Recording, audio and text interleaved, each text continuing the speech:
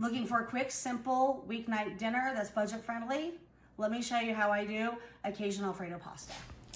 You're going to start off by boiling a pot of water for your fettuccine noodles. Now that's what we have on hand, but if you have a different kind of pasta on hand, feel free to use that. Next, I diced up half of a yellow bell pepper and half of a red bell pepper. I tend to think that these ones are a little bit sweeter, but if you have something else in your refrigerator, like a green one or an orange one, feel free to use those.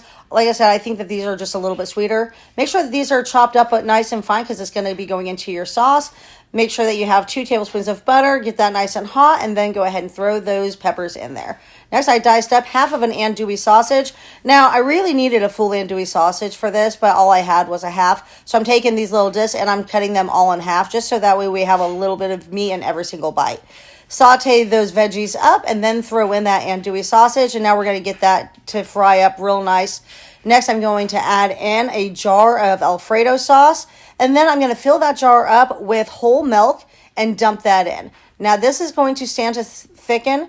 Make sure it's simmering and add in some Tonys if your heart desires. My heart definitely desired that. It's a Cajun pasta after all. Make sure that comes to a simmer, and then you're going to throw in your pasta. Make sure that when you throw in your pasta, you're adding in a little bit of that pasta water as well. That's going to sit and simmer a little bit. Add in some Parmesan cheese, and now you can see how nice and thick and creamy this has turned out to be. You can crack some black pepper over top of this as well. And that's what we did. And it really kind of stands on its own, guys. Look. So here we have it. Quick, easy Cajun Alfredo pasta. Now, let's see here.